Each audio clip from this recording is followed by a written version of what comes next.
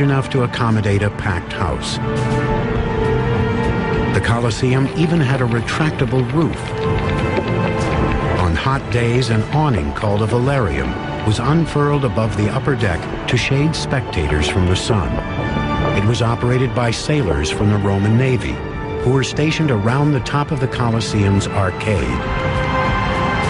They could move it according to the sun and according to the wind, and subsequently, Colosseum was amazingly air-conditioned, shaded, and they would stand on top of the arcade and work these poles, the holes of which we can see in the external side, that would hold this immense canvas that would cover the place.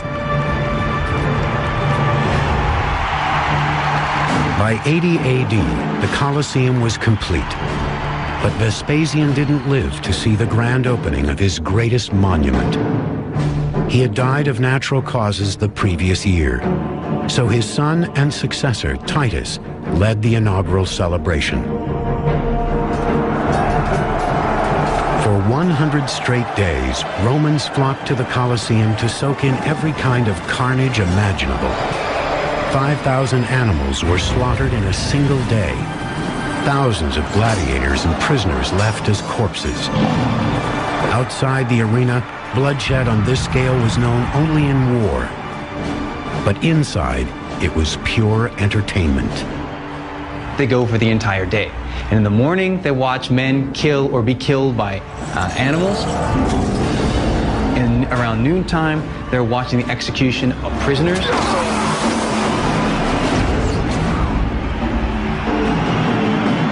And then finally, in the afternoons, from the main event, primetime TV kind of experience is the best for last, and that's going to be gladiators, man against man.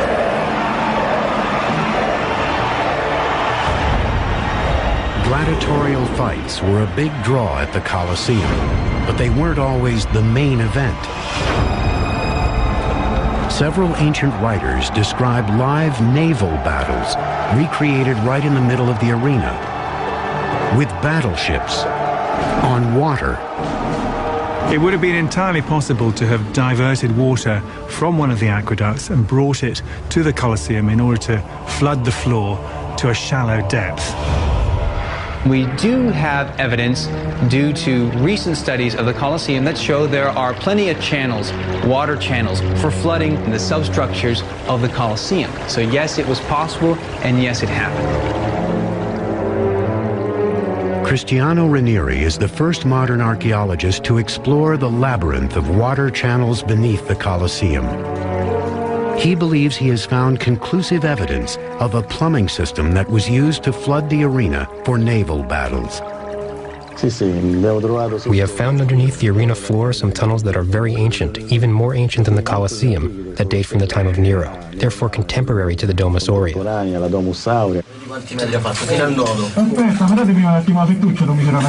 The original water channels built beneath Nero's artificial lake were left intact when the Colosseum was built above it.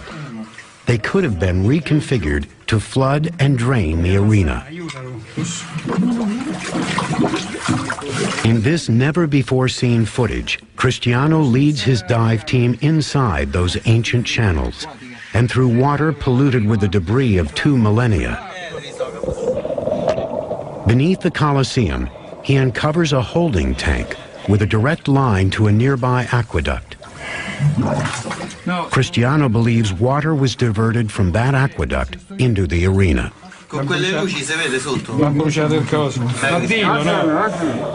He also finds evidence of drain pipes that connected to the city sewer system, which could have been used to drain the floodwaters from the arena into the Tiber River. There was a proper plumbing system. At one point, the tunnels were used to flood the arena floor to create Navy battle scenes. The Colosseum's naval battles were an astounding engineering triumph, but they proved to be a fleeting trend in the world's most famous arena. Within a decade, flooding operations were abandoned in favor of a renovation that would revolutionize the games. A new 2-story substructure beneath the arena called the Hypogeum. Within it were a system of elevators and trapdoors that enabled tigers and armed gladiators to suddenly pop up through the floor and slaughter their unsuspecting victims. Although the real spectacle happened up here in the arena, the backbone, the nerve center, the real support system of the arena was down below in the Ippogeum. And there were lion runs, cages for wild animals being taunted, gladiators sharpening their swords preparing for death, condemned criminals in cages.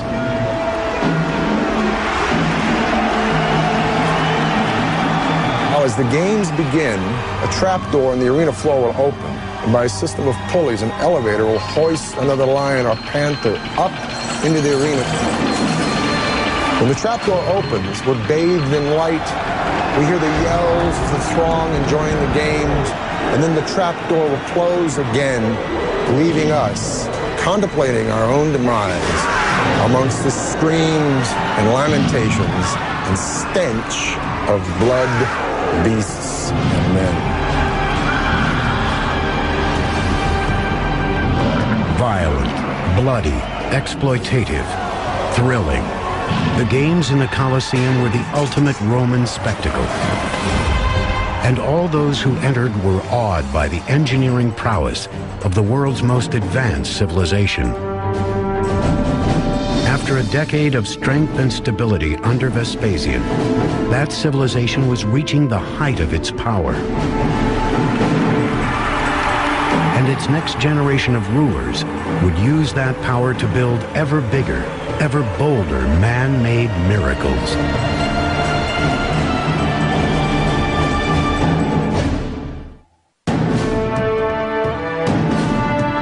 By the end of the 1st century AD, the Roman Empire extended from England to Egypt and from Portugal to Persia.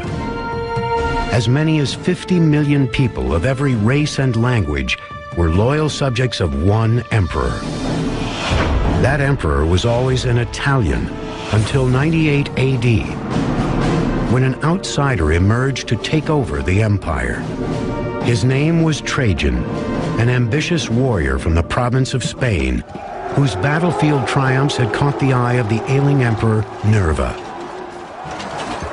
Having no sons of his own, Nerva adopted Trajan as his son and heir. There is a widening of the idea of what it meant to be Roman and who could help the state and who would participate in the state. And Trajan is a very good example of that. Trajan is the first of a whole series of emperors who come from outside of Italy. When Nerva died, Trajan inherited the Roman world. He immediately set out to prove his loyalty to the citizens of the capital. He knew the best way to do this was to appeal to their unyielding sense of supremacy. The Romans thought on a grand scale. The size of their empire, the size of their buildings, and the ambitions of its leading individuals must be one of the things that we point to as defining what it meant to be a Roman. They were driven by a kind of collective cultural ego. Trajan launched a massive building campaign that began with the empire's infrastructure. He made urgently needed repairs on roads, harbors, and public buildings.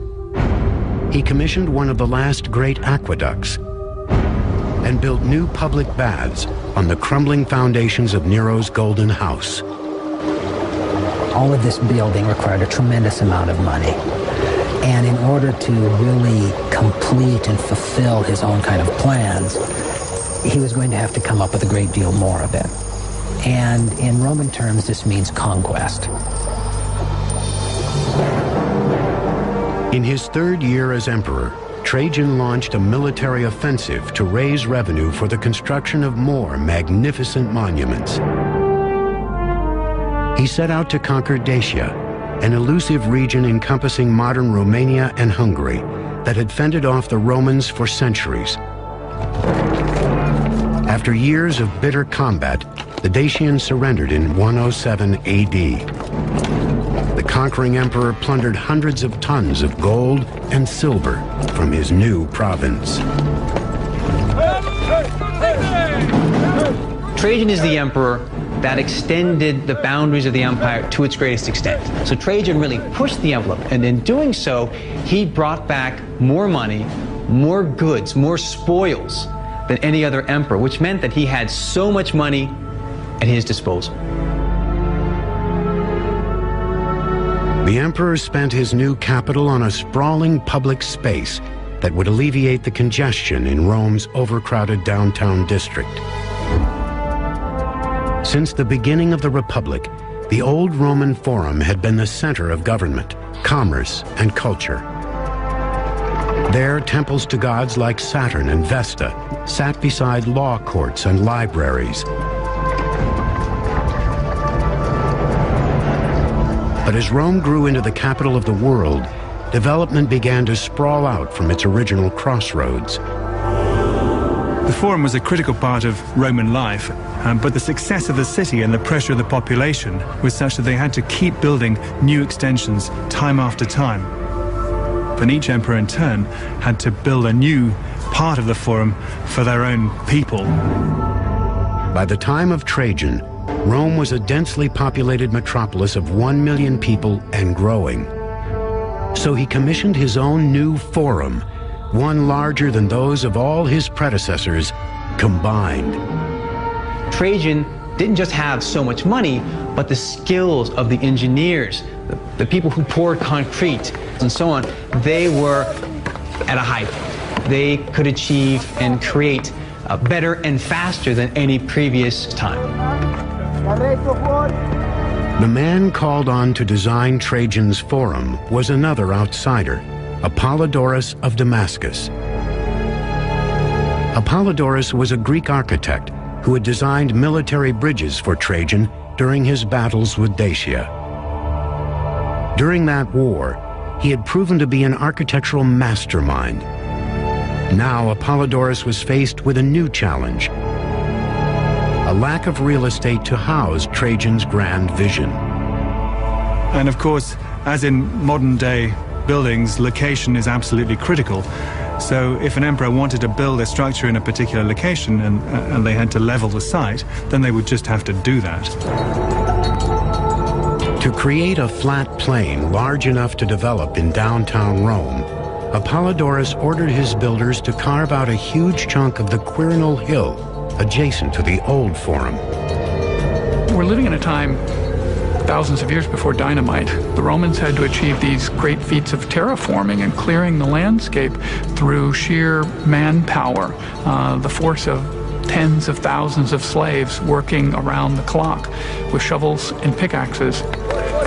Imagine an army of ants carrying away a loaf of bread. They're not going to do it all in once. They're going to break it apart into small pieces and take it apart one at a time. An army of Roman slaves methodically leveled the stone hillside, chipping away 125 feet of elevation and generating over 600,000 square feet of prime real estate in the heart of Rome. There, a city of marble began to rise from the soil as a Spanish emperor and a Greek architect remade the capital. The finished product was unveiled in 112 AD. Trajan's Forum was a magnificent marble network of Greek and Latin libraries, colossal statues, an enormous central piazza, and a two-story basilica where laws were made and cases tried. To go to the Forum of Trajan would have been a massive experience for any Roman.